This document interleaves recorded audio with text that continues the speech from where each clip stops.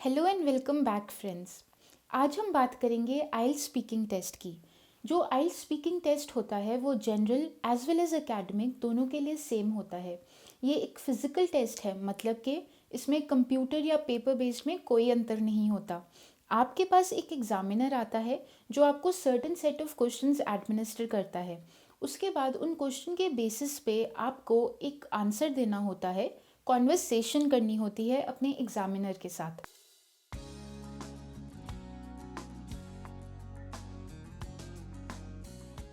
ये सारा ही conversation record किया जाता है ताकि अगर आपको बाद में एक रिव्यू चाहिए या क्रिटिसिज्म चाहिए अपने आप को इम्प्रूव करने के लिए, तो आप वो भी सीख कर सकते हैं। जो आपका एग्जामिनर होता है यूजुअली वो ही आपको स्कोर भी देता है। इसका मतलब है कि you come face to face with the examiner who will be evaluating you. इस वजह से स्पीकिंग टेस्ट में बच्चे अक्सर डर जाते हैं, but I am here to tell you कि स्पीकिंग टेस्ट में डरने की बिल्कुल भी ज़रूरत नहीं है। जब हम स्ट्रक्चर वाइज रूल्स को फॉलो कर कर अपने स्पीकिंग टेस्ट को पूरा करेंगे तो हम एक बहुत अच्छा बैंड ले सकते हैं। मतलब आप अगर इन सारे रूल्स को फॉलो करेंगे जो हम आने वाली वीडियोस में डिस्कस करेंगे, तो आपको स्पीकिंग टेस्ट से डरने की कोई ज़रूरत नहीं है। आप एक बहुत अच्छा स्कोर ले सकते हैं। सो विदाउट फर्दर अडू, आज हम बात करते हैं कि स्पीकिंग टेस्ट में आखिर हमसे क्या एक्सपेक्ट किया जाता है और पूरे टेस्ट का फॉर्मेट क्या होता है। तो फ्रेंड्स, सबसे पहले तो बात करते हैं कि स्पीकिंग टेस्ट आखिर किस किस तरह से डिवाइड किया जाता है और किस तरह से एडमिनिस्टर होता है और उसका क्या फॉर्मेट होता है। तो सबसे पहले तो आपका जो स्पीकिंग टेस्ट है वो आपको फिजिकली जाकर देना होगा। आपके पास एग्जामिनर आएगा, वो आपको क्वेश्चंस देगा, उन क्वेश्चंस के आपको आंसर करने हैं। जो ये पूरा स्पीकिंग टेस्ट है इसका बेसिक पर्पस है आपकी स्पोकन इंग्लिश प्रोफिशिएंसी को टेस्ट करना। तो ये कैसे होती है, आइए चलिए देखते हैं। सबसे पहले तो जो पूरा टेस्ट है वो अराउंड 11 to 14 मिनट्स का होता है। 11 to 14 मतलब 11 मिनट से ना ही कम और 14 मिनट से ना ही ज़्यादा। एग्जैक्टली इसी के बीच में आपका टेस्ट एडमिनिस्टर होगा। इसी के बीच में आप आंसर्स देंगे। इसी के बीच में आपको टाइम मिलेगा क्यू कार्ड को पढ़ने का और उसको आंसर करने का। आपका जो टेस्ट होगा वो 3 पार्ट्स में डिवाइडेड होगा और वो 3 पार्ट्स का जो स्प्लिट अप होता है वो इस तरह होता है। पहला जो पार्ट होता है वो यूजुअली 4 to 5 मिनट्स के लिए होता है। जो दूसरा पार्ट है जो अक्सर बहुत डिफ़िकल्ट माना जाता है वो यूजुअली 1 से 3 मिनट का होता है। और जो नेक्स्ट पोर्शन है, मतलब कि आखिरी पोर्शन पार्ट 3, वो यूजुअली 4 to 5 मिनट्स का होता है। अब ये तीनों ही पार्ट्स, इनके पर्पसेस भी अलग अलग होते हैं, तो आइए चलिए देखते हैं।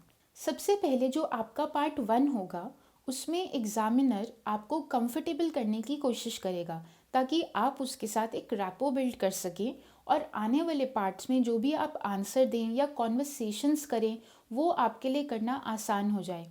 ये पार्ट यूजुअली ऐसे शुरू होता है कि आपसे कहा जाता है कि आप अपने आप को इंट्रोड्यूस कीजिए, अपनी पर्सनल लाइफ के बारे में कुछ बताइए, अपनी फैमिली के बारे में बात कीजिए, अपने प्रोफेशन या अपनी स्टडीज़ के बारे में कुछ बात कीजिए, अपने एजुकेशनल बैकग्राउंड के बारे में कुछ बताइए, आप कहाँ रहते हैं, कौन सी सिटी से हैं, क्या करते हैं, आपकी हॉबीज़ इंटरेस्ट्स क्या हैं। ये सारी बातें आपसे पूछी जाती हैं फर्स्ट पार्ट में। फर्स्ट पार्ट के जितने भी टॉपिक्स होते हैं, मतलब कि जो एग्जामिनर आपसे सवाल करता है वो यूजुअली फेमिलियर टॉपिक्स होते हैं।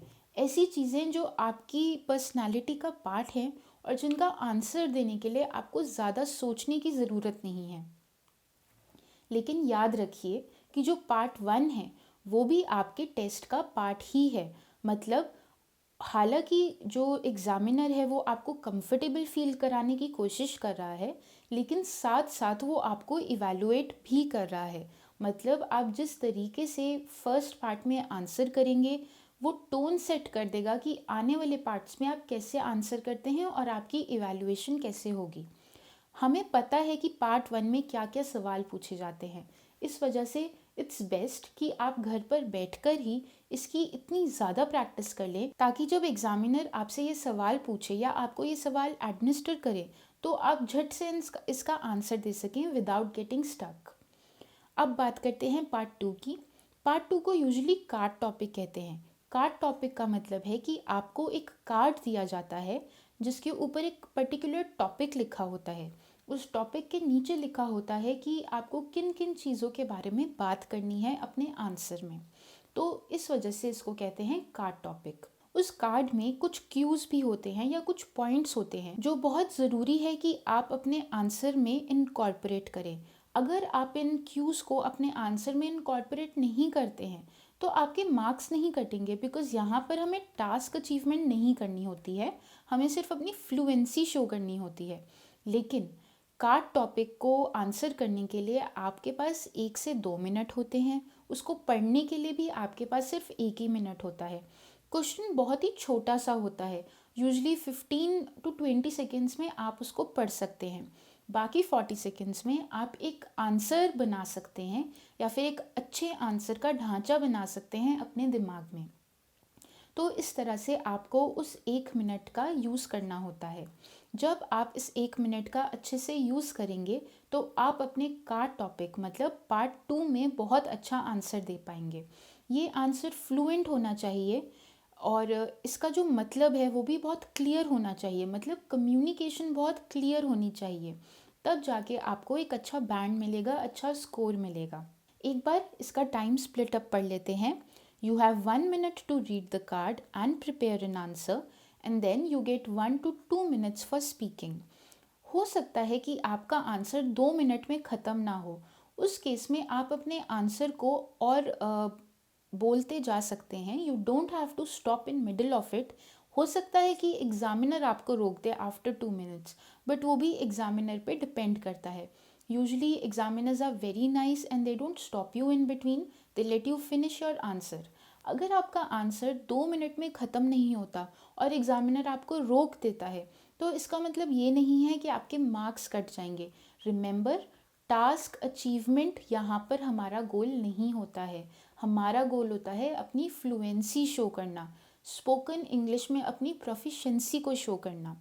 इस वजह से चाहे आप अपना आंसर 1 मिनट में दें, 1.5 मिनट में दें या 2 मिनट में दें, बात एक ही है। अगर आपका आंसर 1 मिनट में शुरू हो जाता है और एग्जामिनर आपको रोकता नहीं है तो आप सिंपली कह सकते हैं that you have finished your answer और that you have completed what you wanted to say. There is nothing wrong in saying this to the examiner. So this is how you are administered part 2 of your speaking test. Remember, यहाँ पर examiner आपसे कुछ भी नहीं पूछता, वो simply आपको एक कार्ड देता है, मतलब कि कार्ड क्वेश्चन एडमिनिस्टर करता है। जब आप अपना आंसर दे रहे होते हैं तो वो आपको बिल्कुल भी इंटरप्ट नहीं करता। अगर आप कहीं अटक जाते हैं तो एग्जामिनर आपको ये भी हेल्प नहीं करेगा कि वो आपको आगे बढ़ने में हेल्प करे। सो इस वजह से यहाँ पर आपकी फ्लुएंसी को बहुत ही नज़दीकी तरीके से इवैल्यूएट किया जाता है।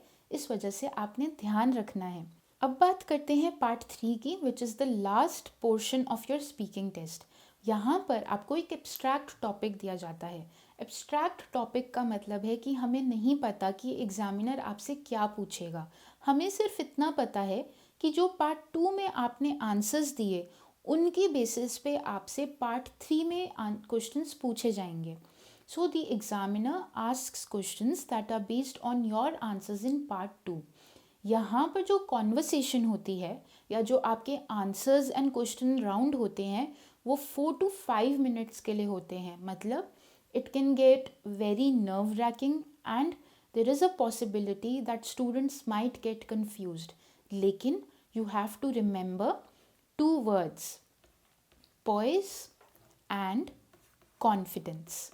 मतलब अगर आप अपना संयम बना के रखेंगे और अपने ऊपर विश्वास रखेंगे कि आप ये कर सकते हैं तो इन 4 से 5 मिनट में आप बहुत अच्छा परफॉर्म कर पाएंगे।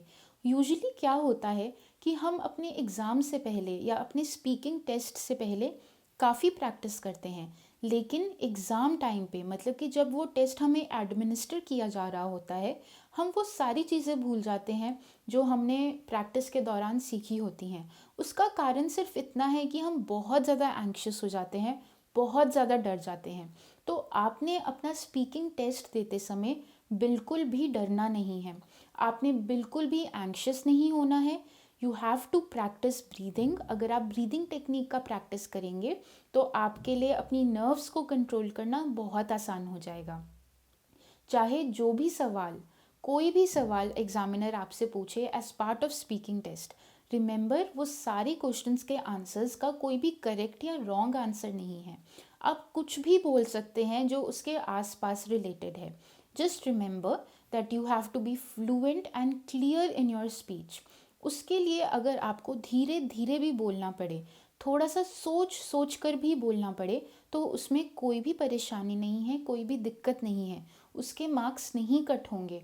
बट इट्स वेरी इम्पॉर्टेंट कि आप जो भी बोल रहे हैं उसका मतलब एकदम साफ होना चाहिए, ग्रामेटिकल एक्यूरेसी होनी चाहिए। आप जो कहने की कोशिश कर रहे हैं वो एग्जामिनर को अच्छे से समझ आना चाहिए। जब आप ये सारी चीज़ें करेंगे तो आपको अच्छा बैंड मिलेगा। लेकिन अगर आप जल्दी जल्दी बोलेंगे या डिफ़िकल्ट वर्ड्स को यूज़ करने की कोशिश करेंगे तो इन सारी चीज़ों के आपको मार्क्स नहीं मिलेंगे। In fact you will end up losing marks for such things. So remember, maintain poise, maintain confidence, and remember there is no wrong और right answer here. Your fluency and spoken proficiency is at test, nothing else. Now usually abstract topic में कौन कौन से questions हो सकते हैं, आइए चलिए देखते हैं। You may be asked to talk about past experiences, present circumstances, future aspirations. Examiner might give you a fictional situation to give opinions and arguments on. अब इन चीज़ों की आप प्रैक्टिस कैसे कर सकते हैं? सो आई हाईली रिकमेंड कि आप आज ही जाएं और अपने लिए एक डायरी लेकर आएं। उस डायरी में पार्ट 1, पार्ट 2 और पार्ट 3 के क्वेश्चंस को लिखकर प्रैक्टिस करना शुरू कीजिए। लिखने के बाद अपने आंसर्स को लाउड करके बोले, मतलब you should speak out your answers out loud, and this will help you to practise your spoken proficiency. Usually क्या होता है, बोलने से पहले हमें सोचना पड़ता है कि हम क्या बोलने वाले हैं, और ये जो सोचने और बोलने में थोड़ा सा टाइम डिफरेंस होता है, इसी की वजह से हम हकला के बोलते हैं या फ्लुएंटली नहीं बोल पाते हैं, या फिर अक्सर हम कहते हैं कि हमारे मुंह तक बात आ गई लेकिन हम उसे बोल नहीं पाए। ये सारी चीज़ें क्यों होती हैं? ये इसलिए होती हैं क्योंकि हमारी जो थिंकिंग स्पीड है और स्पीकिंग स्पीड है, दोनों में थोड़ा सा अंतर है। तो जब हम डायरी में अपनी एंट्री करते हैं, मतलब कि रोज़ डायरी लिखते हैं, अपने बारे में लिखते हैं, अपने दिन के जो भी एक्सपीरियंसेस हैं उनको रीकाउंट करते हैं, तो इससे हमारी सिर्फ राइटिंग प्रोफिशेंसी ही इंक्रीज़ नहीं होती, हमारी थिंकिंग भी बहुत ज़्यादा इम्प्रूव होती है। और जब हमारी थिंकिंग और राइटिंग अलाइनमेंट में आ जाती है तो हमारी स्पीकिंग ऑटोमेटिकली जो है अलाइन हो जाती है हमारी थिंकिंग के साथ। तो ये वो प्रोसेस है जिससे आप अपनी स्पीकिंग प्रोफिशेंसी को इंक्रीज़ कर सकते हैं। डायरी राइटिंग से हमें बहुत मदद मिलती है। जो स्पेशली पार्ट 3 के क्वेश्चंस होते हैं जो आपके पास्ट एक्सपीरियंसेस से रिलेटेड हैं, या आपके फ्यूचर प्लान्स, करियर प्लान्स से रिलेटेड क्वेश्चंस होते हैं, उनको आंसर करने में बहुत आसानी मिलती है।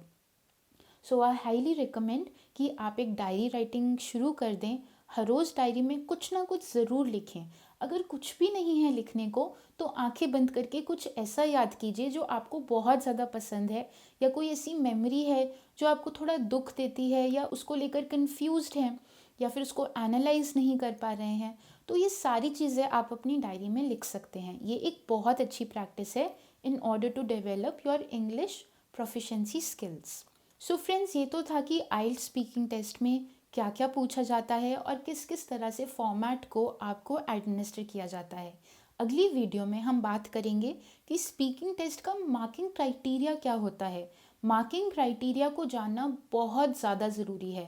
जब तक आपको मार्किंग क्राइटेरिया नहीं पता है तब तक आप जितनी भी प्रैक्टिस कर लें, कभी भी वो प्रैक्टिस स्पॉट ऑन नहीं हो पाएगी। मतलब आप जो प्रैक्टिस कर रहे हैं, अगर आप उसको मीनिंगफुल बनाना चाहते हैं, आप उसके थ्रू रिजल्ट्स देखना चाहते हैं, तो बहुत ज़रूरी है कि आपको मार्किंग क्राइटेरिया पता हो। तो नेक्स्ट वीडियो में हम मार्किंग क्राइटेरिया डिस्कस करेंगे, साथ ही डिस्कस करेंगे कुछ ऐसे टिप्स जिनको यूज़ कर कर आप रोज़ अपनी इंग्लिश स्पोकन प्रोफिशेंसी को इंक्रीज़ कर सकते हैं। So I will see you in the next video. Till then stay tuned and stay blessed.